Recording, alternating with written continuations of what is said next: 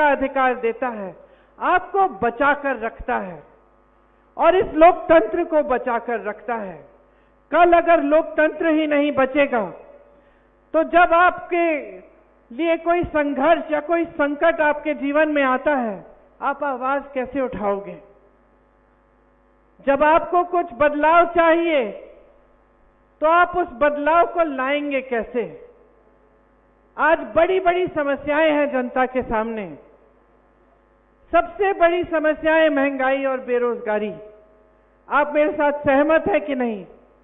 क्या ये सबसे बड़ी समस्याएं हैं आज की, है कि नहीं? ये सबसे बड़ी समस्याएं हैं। आज बेरोजगारी चरम पर है। 45 सालों में इतनी बेरोजगारी नहीं रही। 70 करोड़ नौजवान इस देश में बेरोजगार हैं। और आज वो जमाना नहीं रहा बहनों और भाइयों कि हम बच्चों को बड़े करते थे, जैसे ही बड़े हो जाते थे मजदूरी में या खेती में लगा लेते थे। आज वो जमाना नहीं है। आज जो बेरोजगार नौजवान खड़ा है वो शिक्षित है, क्योंकि हर एक माँ बाप ने, हर एक परिवार ने, चाहे कितनी भी दूर दराज गांव का हो, चाहे कितने भी गरीब परिवार का हो, उन्होंने कोशिश की है कि अपना बच्चा शिक्षित बने, अपनी बेटी शिक्षित बने, ताकि अच्छा रोजगार मिले और भविष्य उज्जवल हो। ये सही बात है कि नहीं? मेरी बहनें बैठी हैं, आज आप चाहती हैं कि अपनी बच्चियां भी शिक्षित हो ताकि बड़ी होकर अपने पैरों पे खड़ी हो पाए। आज वो जमाना नहीं है कि शिक्षित नहीं करते हम अपने बच्चों को। तो आज जितनी भी जनता, जितने भी नौजवान बेरोजगार हैं, तमाम शिक्षित हैं। किसी ने बीटेक किया है, किसी ने बीएससी किया है, किसी ने एमएससी किया है, लेकिन रोजगार नहीं मिल रहा। ये बहुत बड़ी समस्या है हमारे देश के लिए, क्योंकि हमारे देश में, पूरे विश्व भर में हमारा ही एक देश है जिसमें सबसे ज्यादा नौजवान हैं। तो हमारी वर्क फोर्स भी बहुत मजबूत है। अगर इन सब नौजवानों को रोजगार मिलता तो हम मजबूती से चाइना जैसे देशों का मुकाबला कर पाते मैन्युफैक्चरिंग में और वर्कफोर्स में। आज वो परिस्थितियां नहीं है। तो ये एक सबसे बड़ी हमारी समस्या है। दूसरी सबसे बड़ी समस्या क्या है आज? महंगाई। मेरी बहनें बैठी हैं, हर चीज महंगी हो गई है। सरकार की नीतियों ने जीएसटी डाल कर आपकी कमर तोड़ दी है। आप आज दुकान जाती हैं, 5 चीजें खरीदने जाती हैं, उनमें से 2 खरीद के वापस आएंगी। आज बच्चों की फीस देनी पड़ती है, या कोई बीमार पड़ जाता है परिवार में, घबराहट होती है कि किस तरह से करेंगे। ऐसी समस्याएं जो पैदा हो जाती हैं गरीबी से, बेरोजगारी से, ऊपर से महंगाई भी है, किस तरह से आप सामना कर रहे हैं समझ में नहीं आता। हर चीज के लिए आपको संघर्ष करना पड़ रहा है। आप महिला हैं तो आप मजदूरी भी करेंगी, सब कुछ काम करने की कोशिश करेंगी, फिर भी आप घर आके काम करेंगी, घर में सबकी परवरिश करेंगी, सबका खाना देखेंगी, सफाई देखेंगी, सब कुछ आप देखती हैं, फिर भी आपको कोई राहत नहीं मिली है महंगाई से। आप किसान हैं तो आप खेती से कमाई नहीं कर पा रहे हैं, क्योंकि हर चीज पे जीएसटी है, पेट्रोल डीजल महंगा हो चुका है, हर तरफ से संकट ही संकट है। मिडिल क्लास के हैं तो ये नहीं है कि आपका जीवन भी बड़े आराम से चल रहा है। बेरोजगारी, महंगाई का खूब इफेक्ट आपके जीवन पे भी है, आप भी आगे नहीं बढ़ पा रहे हैं। और जितने बड़े बड़े संस्थान थे, जितने सरकारी कारोबार थे जिससे एक स्थायी रोजगार मिलते थे, वो भी लगभग सारे आस्ते आस्ते करके अपने बड़े बड़े खरबपति मित्रों को मोदी जी ने और मोदी जी की सरकार ने सौंप दिए हैं। तो रोजगार आएगा कहां से? आपने अपने यहां देखा है एचईसी का, किसी ने मुझे यहां आते आते बोला इसको बचाइए। अब ये खड़ा किया गया आपके लिए और आज इसको कमजोर करके लगभग बंद होने के कगार पे है। सालों के लिए किसी को सैलरी नहीं मिली है। मोदी जी श्रेय लेते हैं। जब चंद्रयान 3 जाता है, मोदी जी श्रेय लेते हैं, उनकी फोटो खिंचती है, छपती है। और जिसने उसके लिए सारा काम किया, जिन इंजीनियरों ने काम किया, जिन्होंने स्टील बनाया, उनका क्या होगा? उनको आप सैलरी तक नहीं दे रहे हैं, उनके बारे में आप पूछ नहीं रहे हैं। तो जब मैंने शुरुआत की अपने भाषण की, तो मैंने अपनी राजनीति की नींव की बात की, लोकतंत्र की नींव की बात की। क्यों? क्योंकि आज जो राजनीति देश में हावी है वो सच्ची राजनीति नहीं है बहनों और भाइयों, वो सिर्फ सत्ता लेने के लिए है। और जो राजनीति इस देश में सालों के लिए चल रही थी, जिनके आपने मिसाल देखे, पंडित जवाहरलाल नेहरू ने जो जो स्थापित किया, आपके रांची में भी जितने बड़े इंस्टीट्यूट, जितनी चीजें स्थापित की, ये क्यों की? इंदिरा गांधी ने अगर देश सेवा की, देश के लिए शहीद हुई, 33 गोली खाई, देश के लिए क्यों किया? राजीव गांधी शहीद हुए, क्यों हुए? और सिर्फ मैं अपने परिवार के बारे में नहीं कह रही हूं, बहुत ऐसे नेता रहे। मनमोहन सिंह जी को देखिए, देश के लिए आजीवन समर्पित रहे, देश को कैसे आगे बढ़ाया, अर्थव्यवस्था को असली मायने से मजबूत किया। वो राजनीति आजकल नहीं चल रही है देश में। आजकल सिर्फ सत्ता को किस तरह से हासिल करना है, किस तरह से बटोर के रखना है। चाहे हमें जहां पे चुनाव जीतकर कोई और पार्टी जीत गई है और सरकार बन गई है, चाहे हमें उस सरकार को धन बल से तोड़ना हो, उसके विधायकों को खरीदना पड़े, 100-100 करोड़ देके खरीद लेते हैं, सरकार गिरा लेते हैं, लोकतंत्र के बारे में सोचते ही नहीं, जनता ने किसको चुना वो सोचते ही नहीं, कुछ भी कर लेते हैं सत्ता के लिए। चाहे फिर आपके मुख्यमंत्री की तरह मुख्यमंत्रियों को चुनाव से पहले जेल में डाल देते हैं, फर्जी मुकदमे डाल के, फर्जी बयान लेके जेल में डाल देते हैं, क्योंकि ताकि वो ठीक से लोकतंत्र के तहत चुनाव न लड़ पाए। या फिर कांग्रेस पार्टी के खाते बंद कर देते हैं कि एक पैसा खर्च ना पाए, ताकि वो भी चुनाव ठीक से लड़ ना पाए। सारी ऊपरी राजनीति है, ये हल्की है। आज हमारे प्रधानमंत्री आपके सामने आते हैं तो महंगाई का शब्द उनके मुंह से नहीं निकलता, बेरोजगारी का शब्द मुंह से नहीं निकलता। पूरी दुनिया में सबसे ज्यादा बेरोजगारी, और आप प्रधानमंत्री हैं, इतना बड़ा पद है, इतना तो आदर कर लीजिए जनता की कि इस बारे में बात तो करें।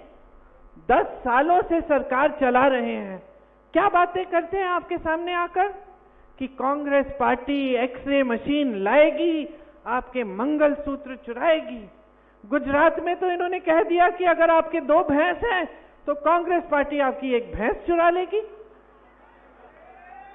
तो जहां जहां मैं जाती हूं बहनों, जहां जहां मैं जाती हूं, मैं कहती हूं अपनी भैंस बांध दो, मैं आ गई हूं। वो अलग बात है कि अगर मुझे खींचनी पड़े तो खींच आएगी भी नहीं मेरे साथ। तो बात ये है, हम हंस रहे हैं, हम हंस रहे हैं, लेकिन ये हंसने वाली बात नहीं है, ये दुख की बात है। ये दुख की बात है कि आज हमारे देश के जो सबसे बड़े नेता हैं वो इतना भी आदर नहीं कर रहे हैं हमारी देश की जनता की, कि चुनाव के समय जब वोट लेने का समय है, 10 साल आपकी सरकार रही है, तो कम से कम जो जो आपने किया है विकास के लिए वो गिनवा लीजिए, जो आप करने जा रहे हैं वो बता दीजिए नौजवानों को। और जो सबसे बड़े संकट है जनता के, महंगाई, बेरोजगारी, इनके बारे में बात तो करिए। ठीक है, आपसे नहीं रुक पाया, आप नहीं कर पाए, ये सुलझा नहीं कर पाए, कम से कम बोलिए तो सही, कहिए कि मैं जानता हूं कि इतनी बेरोजगारी है कि आप मुश्किल में हैं, मैंने कोशिश की, मैं कोशिश करूंगा, इतना तो कह दीजिए। लेकिन इतना भी नहीं कहते हैं, वो भैंसों की बात कर रहे हैं, मंगलसूत्र को चुराने की बात कह रहे हैं। कभी इंटरव्यू देते हैं तो जो 10 सालों से उनकी राजनीति रही है, धर्म की राजनीति, जिस आधार पर उन्होंने हर एक भाषण दिया है और आज भी चुनाव में रोज रोज दे रहे हैं, उस पूरी राजनीति का खंडन एक इंटरव्यू में कर डालते हैं कि अगर मैं हिंदू मुसलमान की बात करता तो मैं इस देश के प्रधानमंत्री बनने के लायक नहीं होता। खुद कह रहे हैं, खुद कह रहे हैं। तो इसका मतलब क्या है बहनों और भाइयों? इसका मतलब है कि जो राजनीति आपने की जीवन भर, जो आपकी विचारधारा रही है, जिस आधार पर आप 2 चुनाव जीत कर आए हैं, उसका आपने खंडन कर दिया, उसको आपने एक इंटरव्यू में नकार दिया। तो आप उस पे ही नहीं खड़े हो पा रहे हैं तो अपने वादों पे क्या खड़े होंगे? जो आपका आधार है उस पे तो खड़े हो जाइए। राहुल गांधी जी अपने आधार पर शुरू से खड़े हैं। 4000 किलोमीटर की यात्रा पैदल कन्याकुमारी से कश्मीर तक करते हैं, मणिपुर से मुंबई तक 4000 किलोमीटर और करते हैं, क्योंकि वो अपने आधार पर खड़े हैं। वो इस देश की लोकतंत्र को मानते हैं। वो इस देश के संविधान के लिए कुछ भी कर डालेंगे इसको बचाने के लिए। और वो पहचानते हैं कि लोकतंत्र में जनता सर्वोपरि है, जनता को झूठ नहीं बोला जाता। और अगर जनता को झूठ बोलेगा कोई नेता तो लोकतंत्र उसे सबक सिखाएगा। वो समझते हैं इस बात को। और मैंने ये अपनी आधार की बात क्यों कही, यहां से क्यों शुरुआत की मैंने भाषण की? क्योंकि एक गहराई होनी चाहिए नेता में। नेता में जो पद संभालता है उसमें एक गहराई होनी चाहिए, उसमें एक श्रद्धा होनी चाहिए अपने देश के प्रति, अपनी जनता के प्रति। और वो श्रद्धा बोली में सिर्फ नहीं प्रकट होनी चाहिए, वो श्रद्धा अपने कार्यों में प्रकट होनी चाहिए। आप वादा करेंगे जनता को कि 2 करोड़ रोजगार मिल जाएंगे सबको, तो आप उस वादे पे खरे उतरिए। यही जनता की मांग है। अगर आप कहेंगे कि 15 लाख रुपए आपके खातों में डालेंगे तो उस वादे पे खरे उतरिए। यही जनता की मांग है। जनता और कुछ नहीं चाहती। जनता चाहती है कि नेता सच्चा हो, ईमानदारी से काम करे, जनता की जो समस्याएं उसकी बात करे, उनको सुलझाए। कुछ इतना बड़ा नहीं मांग रही है जनता आपसे। लेकिन इस पर भी मोदी जी खरे नहीं उतर सकते। उनके हर वादे को देखिए, एक वादा नहीं रखा उनने। सिर्फ चुनाव आने के समय धर्म की बातें, यही मंगलसूत्र की बातें, यही भैंस चुराने वाली बातें। तो क्या है फिर हम? तो जनता क्या बेवकूफ है? आप बताइए, क्या समझते हैं ये? आप नौजवान हैं, वोट डालने जाएंगे, सुन रही हैं ध्यान से मेरी बातें। आप बताइए, आपको क्या चाहिए? आपको चाहिए एक राजनीतिक पार्टी और एक नेता जो आपकी गहराइयों को समझे, जो लोकतंत्र का आदर करे और जो दिन रात आपके लिए काम करे, आपकी समस्याओं को हल करने के लिए। यही चाहिए ना? तो जब आप संकट में हैं तो कम से कम सुनवाई होनी चाहिए। यहां देश भर के किसानों ने आंदोलन किया 2 साल पहले, आप सबको याद होगा, सबने देखा टीवी पे। दिल्ली के बाहर सारे बैठे हुए थे, लाखों किसान। दिन रात उनकी यही मांग थी कि हमारी सुनवाई हो जाए। मोदी जी, जो 3 कानून आप लाए हैं हमें नहीं चाहिए, ये हमें बर्बाद कर देंगे, आपके खरबपति मित्रों को आगे बढ़ाएंगे, हमें बर्बाद कर देंगे, ये कानून नहीं चाहिए। मोदी जी क्या अपने घर से निकले उनसे बात करने के लिए? सुनवाई हुई उनकी। 600 किसान शहीद हो गए। 6 किसानों को जीप के नीचे कुचल दिया इनके मंत्री के बेटे ने। मोदी जी ने एक लफ्ज नहीं कहा, पलक नहीं झपकाई। यही है हमारे देश के प्रधानमंत्री। चुनाव आने लगा उत्तर प्रदेश का, उस समय विधानसभा का चुनाव था। चुनाव आने लगा, वोटों की बात हो गई, भैया कानून रद्द कर दो। कानून रद्द कर दिए। तो जब कानून चुनाव के लिए रद्द हो सकते थे, तो जब 600 किसान शहीद हो रहे थे तब क्यों नहीं किए रद्द आपने? क्योंकि गहराई नहीं है। असलियत ये है बहनों और भाइयों, शायद आपको पसंद भी ना आए ये असलियत, लेकिन गहराई नहीं है इनमें। महिलाओं की बात लीजिए, महिलाओं के लिए आरक्षण की बात की इन्होंने, संसद में पास किया 33% आरक्षण महिलाओं के लिए। मोदी जी को माले लगाए गए, वो बड़े बड़े मंचों पे गए, दुनिया भर की महिलाओं को बुलाया गया कि देखिए मोदी जी ने क्या किया है। बाद में पता चलता है कि ये आरक्षण 9-10 सालों के लिए लागू ही नहीं होंगे। तो फिर क्यों किया? ये सब ड्रामा, ये सब तमाशा, ये सब नाटक किस लिए? महिलाओं पर अत्याचार होता है। हाथरस में हुआ, मैं गई थी उस लड़की के घर, उसकी चिता जलाई गई, उसके माँ बाप देख भी नहीं पाए उसे। आप सोचिए, मेरी भी बच्ची है 20 साल की, आपकी बच्चियां होंगी, कि ये परिस्थिति आ गई है कि सरकार प्रशासन मदद कर रहा है अत्याचारियों की, और एक माँ अपनी बेटी की शक्ल भी ना देख पाए चिता के जलने से पहले। उन्नाव में वही हुआ, एक लड़की को जला दिया गया। सरकार ने, प्रशासन ने किसका तरफ लिया? जिसने किया था उसके तरफ सारे खड़े थे। उस लड़की के परिवार के साथ क्या नहीं हुआ मैं क्या बताऊं आपको। मैं उसके पिताजी से मिली, उसके खेत जलाए गए थे, उसके भाइयों को पीटा गया था, उसकी भाभी को धमकाया गया था, उसकी भाभी की 9 साल बच्ची को धमकाया गया था कि तुम स्कूल जाओगी, देखना तुम्हारे साथ भी ऐसा होगा। किसी ने कुछ बोला नहीं। हमारी ओलंपिक की मेडलिस्ट ओलंपिक्स में जाकर गोल्ड मेडल लाती हैं देश के लिए, मोदी जी घर बुलाते हैं, चाय पिलाते हैं, फोटो खिंचवाते हैं, सब जगह सारी मीडिया लिखती है मोदी जी तो हैं, तो मोदी हैं तो मुमकिन है कि हमें गोल्ड मेडल मिला।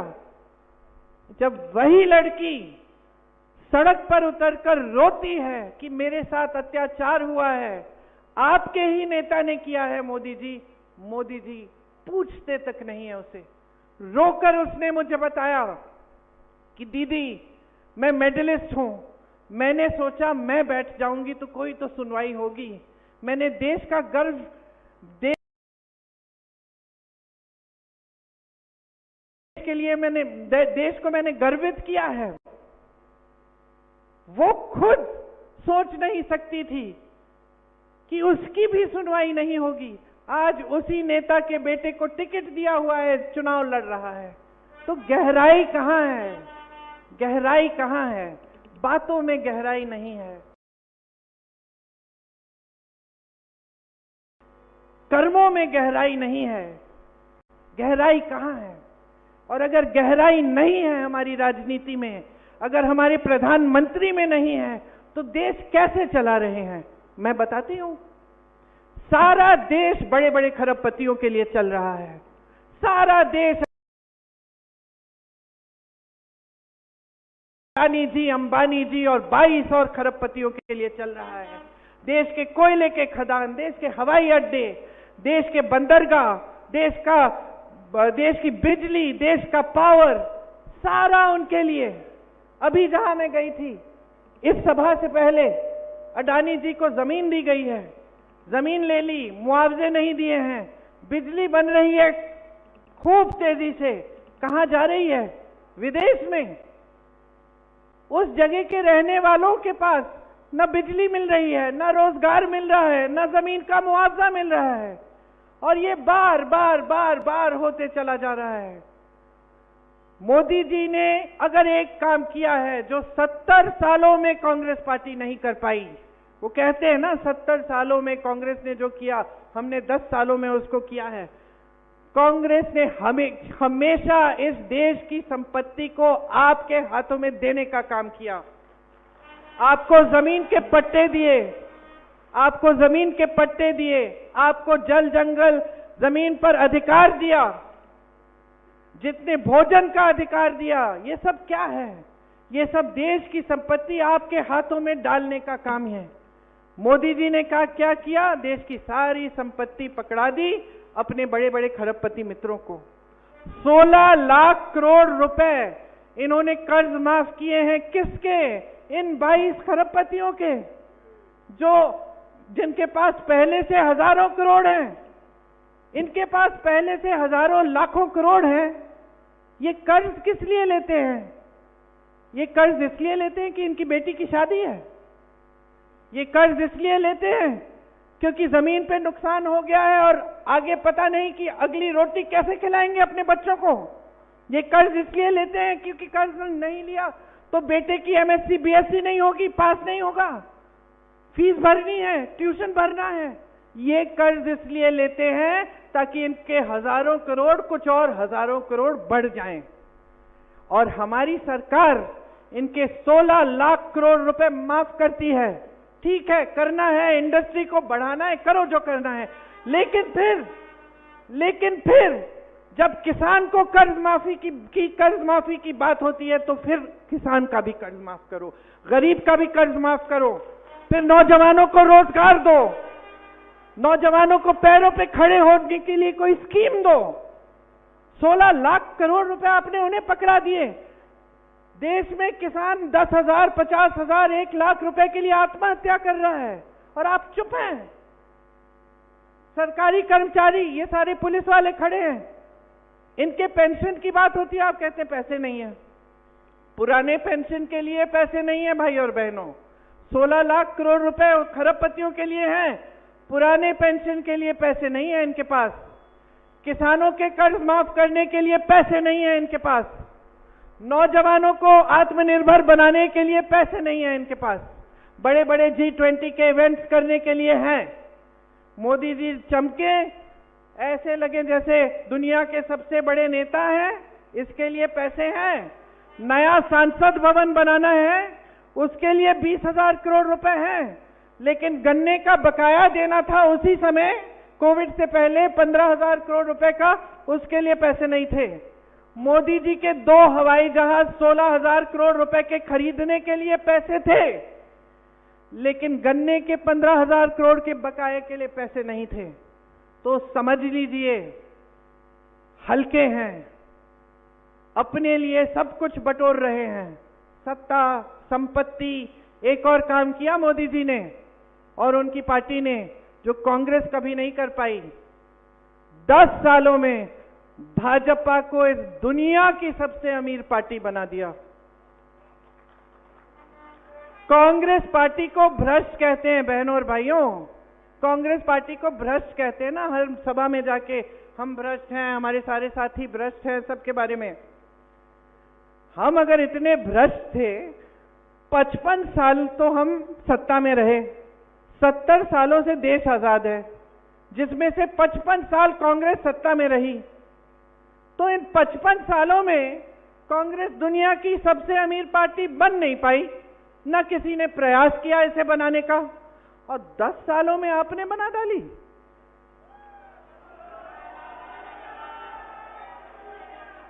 तो मैं आप सबसे पूछना चाहती हूं कि ये पैसे आए कहां से। एक रिपोर्ट आई है जिसमें स्पष्ट लिखा है, इन्होंने 60,000 करोड़ रुपए खर्चे हैं सिर्फ अपने पार्टी पे। मुझे याद नहीं है कि कितने सालों में। ये पैसे कहां से आए? ये हमारे इतने ईमानदार नेता जो रो के आपके सामने कहते हैं कि मैं भ्रष्टाचार के खिलाफ अकेले लड़ रहा हूं, इसीलिए ये सब मेरे पीछे पड़े हुए हैं। अच्छा, तो देश के इतिहास में, देश के पूरे इतिहास में कोई ऐसी, किसी प्रधानमंत्री ने ऐसी स्कीम नहीं निकाली जैसी इन्होंने निकाली, इलेक्टोरल बॉन्ड की स्कीम, जिसमें जो चंदा देगा उसका नाम गुप्त रहेगा। बहुत ईमानदार हैं। बताइए, आपको किसी से चंदा लेना है तो आप छुप के लेंगे? अगर ईमानदार हैं तो छुप के लेंगे कि सबके सामने लेंगे? मंदिर के लिए जब चंदा इकट्ठा करने आते हैं कि छुप के आते हैं, सबके सामने आते हैं? मंदिर के लिए है, दीदी चंदा दे दो, हम लोग देते हैं चंदा, है कि नहीं? तो अगर ईमानदारी का काम है तो आप सबके सामने लो, छुपाने की क्या बात है? इन्होंने क्या किया? स्कीम निकाल दी इलेक्टोरल बॉन्ड, सब नाम गुप्त रहेंगे। जब न्यायपालिका ने देखा कि भाई ये तो गलत स्कीम है, इसमें तो भ्रष्टाचार होगा, सूची निकालो, तो सूची निकालते हैं। अब मोदी जी क्या कहते हैं कि देखिए, मैंने तो सबसे ईमानदारी की स्कीम निकाली, सारी सूची पारदर्शी है, पारदर्शी है, सार्वजनिक कर दी। अरे आपने थोड़ी की है, तो न्यायपालिका ने मजबूर करा के कराया आपसे। ठीक है, सूची निकलती है, सुन लीजिए, जिस पे छापा मारा उससे चंदा लिया, छापे बंद। जिस पे मुकदमे लगाए, चंदा लिया, मुकदमे ठंडे बस्ते में। जिसने गुजरात का वो पुल बनाया जिसपे से सारे लोग गिर के सैकड़ों लोग बह गए, पानी में मर गए, उनसे चंदा लिया मोदी जी की पार्टी ने। आपको वैक्सीन लगी वैक्सीन? किस किस को लगी? सबको वैक्सीन लगी, दो मुझे भी। वैक्सीन बनाने वाली कंपनी से 52 करोड़ रुपए चंदा लिया। आज हम सब घबरा रहे हैं कि भाई इस वैक्सीन में क्या था, क्योंकि एक नई रिपोर्ट आई है कि वैक्सीन लेने से कुछ लोगों को एकदम भयानक से वो हो सकते हैं और वो मर सकते हैं। आज हम घबरा रहे हैं। मोदी जी ने कौन सी वैक्सीन ली ये मुझे नहीं मालूम, लेकिन हमको तो दिलवा दी 52 करोड़ रुपए चंदा लेके, है कि नहीं? तो आप सब कुछ कर रहे हैं, आप सरकारें गिरा रहे हैं, सामने, सबके सामने मीडिया आपकी वाहवाही कर रहा है रोज रोज। क्यों? क्योंकि इस देश में 97% मीडिया की कंपनी बड़े बड़े खरबपतियों की है। इसलिए हम लोग टीवी चलाते हैं, यही दिखता है कि वाह वाह वाह वाह, अर्थव्यवस्था इतनी तेजी से आगे बढ़ रही है, मोदी जी ने वो काम कर डाले हैं जो किसी ने नहीं किए। हाईवे शुरू किए कांग्रेस पार्टी ने, उद्घाटन कर रहे मोदी जी, उस पे मोदी जी का नाम। हर चीज, आधी चीजें, ये जो राशन मिलता है आपको 5 किलो, समझ लीजिए, इसकी गहराई समझिए, इसकी गहराई समझिए। ये 5 किलो राशन देना मोदी जी की मजबूरी है, क्योंकि कांग्रेस पार्टी भोजन का अधिकार लाई थी आपके लिए। भोजन का अधिकार का मतलब है कि हर गरीब परिवार को, कोई भी सरकार आए जाए, उसको राशन देना पड़ेगा। इसीलिए मोदी जी से आपको राशन मिलता है, उनकी मजबूरी है, कानूनी अधिकार है आपका। अपनी फोटो चेप ली, ये मीडिया वालों ने कह दिया कि ये तो मास्टर स्ट्रोक है मोदी जी का, सबसे बड़ी मोदी जी की स्कीम है, लो देखो, और हम सब मान गए, क्योंकि हम जो टीवी में देखते हैं हमें लगता है कि सच ही होगा, है कि नहीं? लेकिन समझ लीजिए, आज जो टीवी में दिख रहा है वो सच्चाई नहीं है, सच्चाई नहीं है। आज इस देश की सच्चाई ये है कि बड़े बड़े खरबपति, वो भी सारे नहीं, 22 आगे बढ़ते चले जा रहे हैं, और इस देश का गरीब, इस देश का मिडिल क्लास, इस देश का अधिकारी, इस देश का किसान, इस देश का मजदूर, इस देश का जवान पीछे होता जा रहा है, गरीब होता जा रहा है। अग्निवीर जैसी स्कीम लाते हैं, 4 साल सेना में भर्ती हो जाओ, शहीद हो जाओगे तो फिक्र मत करो, पेंशन नहीं मिलेगा शहादत के लिए, शहीद का दर्जा भी नहीं मिलेगा, वापस घर जाना होगा 4 साल बाद सेना में भर्ती होके, तो बेरोजगार हो जाओगे, फिर से नौकरी ढूंढना शुरू करो। ये है इनकी स्कीम, बेरोजगारी के खिलाफ को सुलझाने के लिए, ये है इनकी स्कीम। तो या तो आप गहराई में समझ लीजिए, ये देश देखिए बहुत विविध देश है। इस देश में हर धर्म, हर जाति, हर संस्कृति के लोग रहते हैं। अब चुनावी मंच पर आके सारे नेता आपको ये 3 शब्द तो बोलते होंगे जरूर, जल, जंगल, जमीन, मोदी जी भी बोलेंगे आएंगे तो, लेकिन इसका मतलब क्या है? क्या ये समझते हैं? इनकी नीतियों में दिख रहा है? नहीं दिखता। जहां मौका मिला है वहां बड़े बड़े खरबपतियों की को आपकी जल, आपके जमीन और आपके जंगल सौंप दिए हैं, आपके अधिकार सौंपने जा रहे हैं। संविधान को बदलने की बात करते हैं, वही संविधान जो आपको बचा के रखता है, जो आपकी संस्कृति को बचाता है, जो आपके धर्म को बचाता है, वही संविधान बदलने चले हैं, जो आपके आरक्षण को बचाता है, आपके अधिकार को बचाता है। कल को आंदोलन भी नहीं कर सकोगे आप। मैंने खुद देखा है जहां इनके प्रदेश है, उत्तर प्रदेश में देखिए, महिलाओं ने एक आंदोलन किया, अध्यापक थी वो, आंदोलन किया कि हमारा वेतन बढ़ाओ, उनको पीटा गया, उन पे रासू का कानून डाल के उनको जेल में डाल दिया कि देशद्रोही हो तुम। तो क्या ये चाहते हैं हम पूरे देश में? गहराई से जो इन चीजों को समझता है वो सिर्फ चुनाव के समय अपने मुंह से ही नहीं बोलता। अगर जल, जंगल, जमीन के प्रति आदर है, आपकी संस्कृति के प्रति आदर है, तो इंदिरा गांधी को देखिए, मैं उनकी पोती हूं।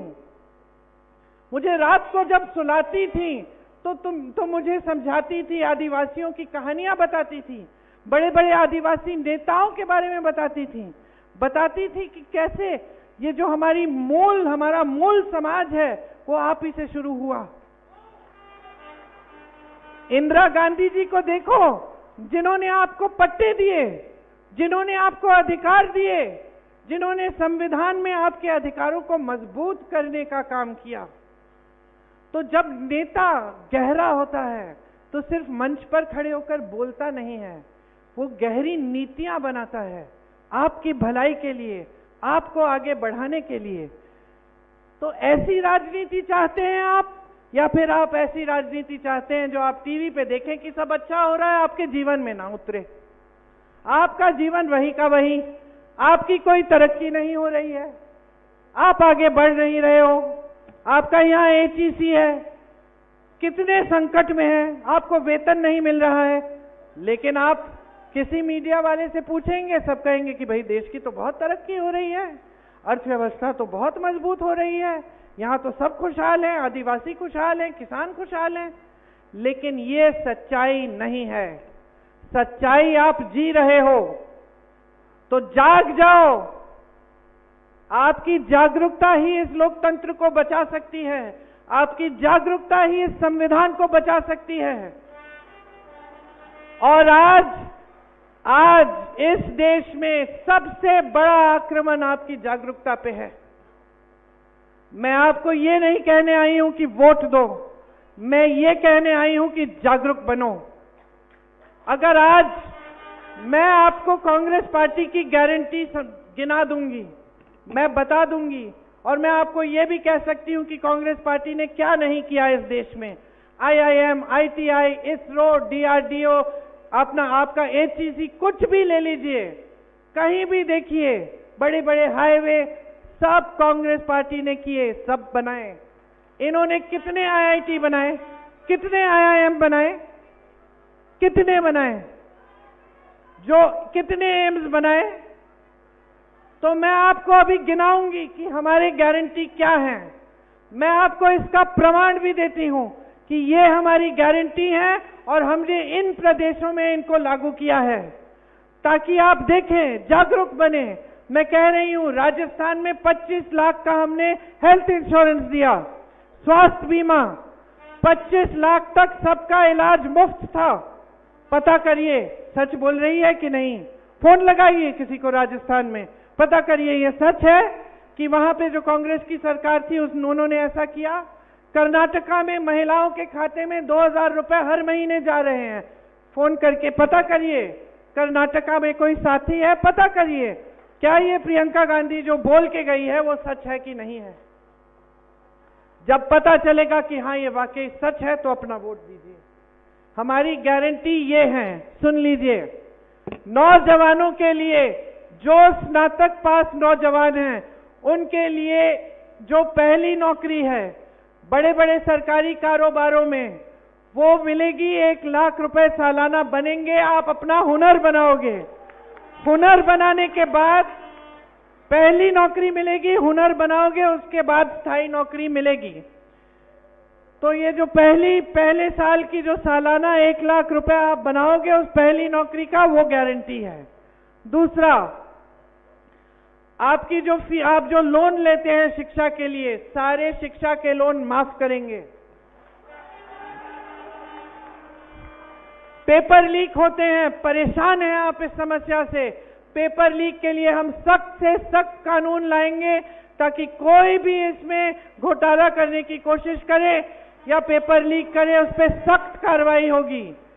मोदी जी के देश में, मोदी जी के भारत में 30 लाख पद खाली हैं आज। उनकी सरकार ने रखे हैं। आप बेरोजगार हो, पद खाली पड़ा है आपके लिए, लेकिन दिया नहीं है आपको। ये है मोदी जी का विकास। हम कह रहे हैं कि ये 30 लाख पद हम भरेंगे जैसे ही हमारी सरकार बनेगी। किसानों के लिए हम कह रहे हैं कि जितने भी खेती के सामान हैं उन पे जीएसटी हटा देंगे ताकि वो सस्ते हो जाएं। आपका कानूनी अधिकार बनेगा कि आपको न्यूनतम समर्थन मूल्य मिलना ही पड़ेगा। जैसे भोजन के अधिकार में आपको मिलता है, उस तरह से किसानों के लिए न्यूनतम समर्थन मूल्य आपका कानूनी अधिकार बनेगा।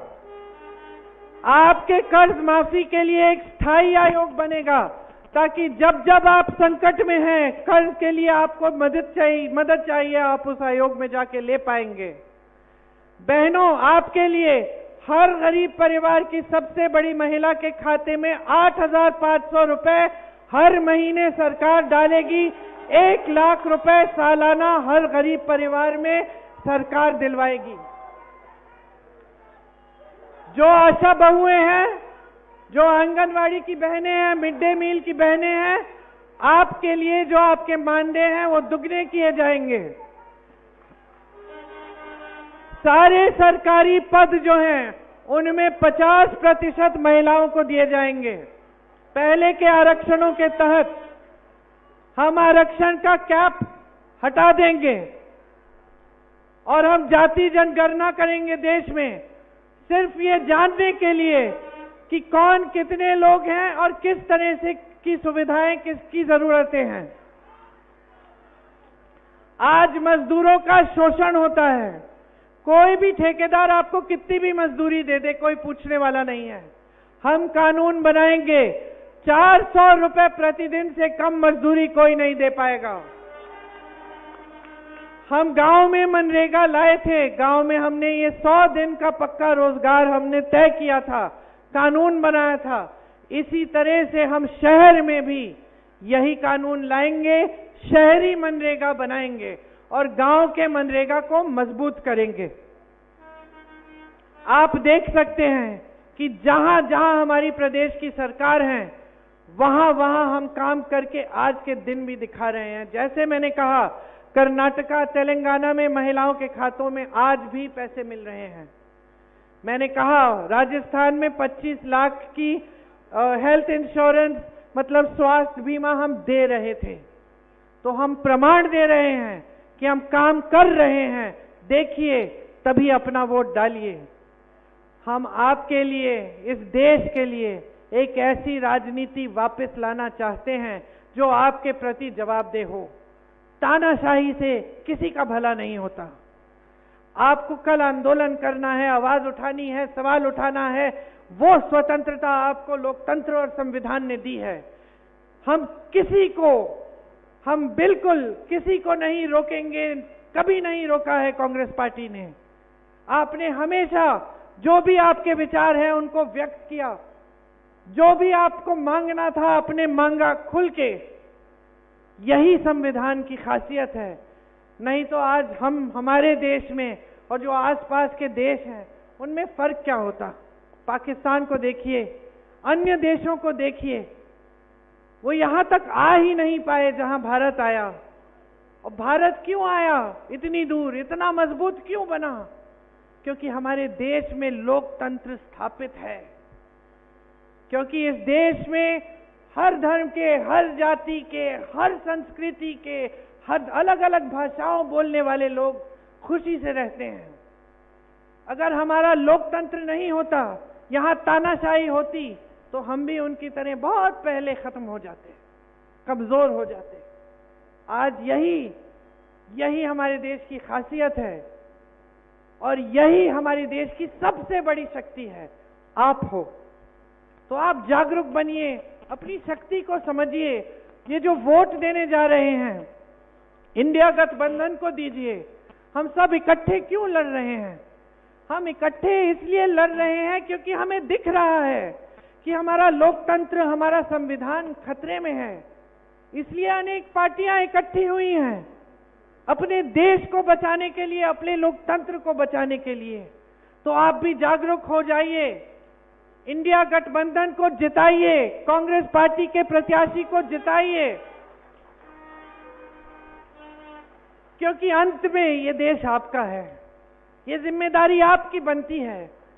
हम नेता कितना भी चीखें चिल्लाएं, लेकिन अंत में ये देश आपका है। आपके पूर्वजों ने इस देश की आजादी के लिए अपना खून बहाया है, हमारे पूर्वजों ने बहाया है, आप जानते हैं।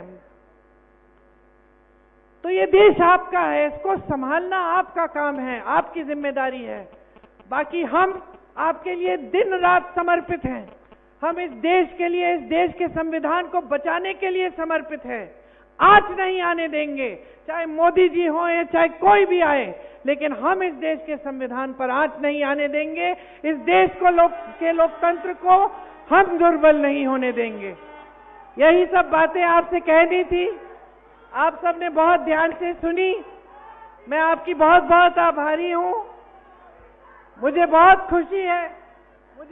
खुशी है कि हमारी जो प्रत्याशी हैं, एक महिला है और 27 साल की है, sorry I said your age in front of everyone, और नौजवान महिला हैं। और ये देख के मुझे हमेशा गर्व होता है जब मेरी एक बहन खड़ी हो जाती है और संविधान के लिए लड़ रही